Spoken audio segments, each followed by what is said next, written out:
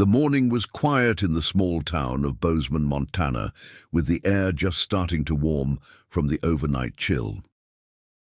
Jack Turner was halfway through his usual Saturday routine, repairing a neighbor's broken fence, when he noticed something unusual near the edge of the local park. 4 children sitting together on a bench, wrapped in worn jackets, their eyes scanning every car that passed. He paused, setting down his tools.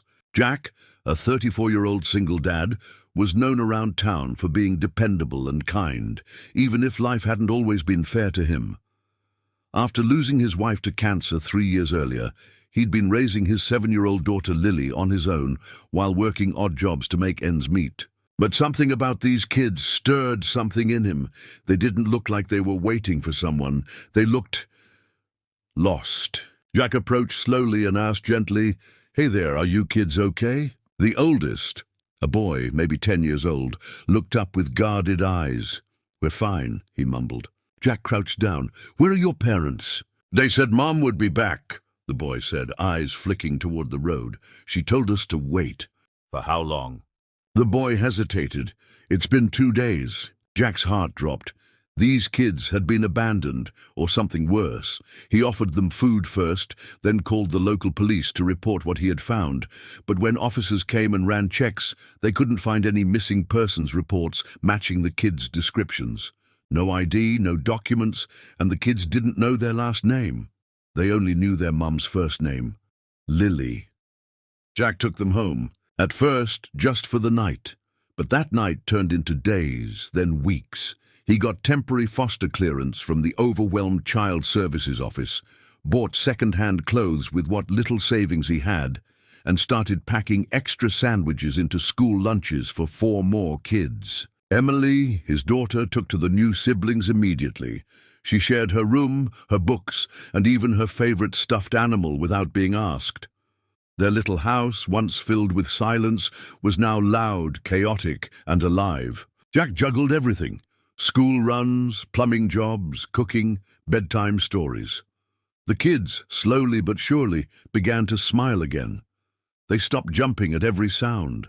They started to believe they were safe. But there was still no sign of their mother. Jack tried everything. He contacted shelters, hospitals, police stations in nearby cities. No one knew a woman named Lily with 4 children. Still, something about this situation didn't sit right. These kids weren't street kids. They were polite, articulate, and surprisingly educated for their age. One of the girls read chapter books fluently. The youngest boy could count to 100 in Spanish. Jack didn't pry, but he did wonder, who was their mother and why hadn't anyone come looking? Then one chilly evening at the town's reclothing drive, he met a woman helping load donations into a truck. She was quiet, wearing an old hoodie and cap, but she moved with purpose and calm. They exchanged small talk. She introduced herself simply as Lily. He froze. Before he could ask anything, the youngest of the kids saw her and screamed, "Mommy!" The woman dropped the box in her hands. In seconds, all 4 kids had run out from Jack's truck and thrown their arms around her. Tears spilled down her cheeks as she fell to her knees. And just like that, the mystery began to unravel, because this woman wasn't just a missing mother. She was someone the world had been trying to find for years. The air was thick with emotion as Lily knelt on the cold pavement, arms wrapped around her children. They clung to her as though afraid she'd vanish again, their tiny voices full of disbelief and relief. Jack stood nearby, overwhelmed and stunned, unsure whether to step forward or give them space. Later that evening, back at Jack's house, Lily sat at the kitchen table, cradling a mug of tea, her eyes still red from crying. The children were tucked in, safe and warm again. Something she'd feared might never happen. She began to explain. 2 months earlier, she had lost her job as a waitress in another town, after the diner she worked at closed without notice. With rent overdue and no family to call, she packed their few belongings and headed west, hoping to start over. But when she stopped in Bozeman and couldn't afford a motel, she left the kids at the bus station to look for work or shelter, just for a few hours.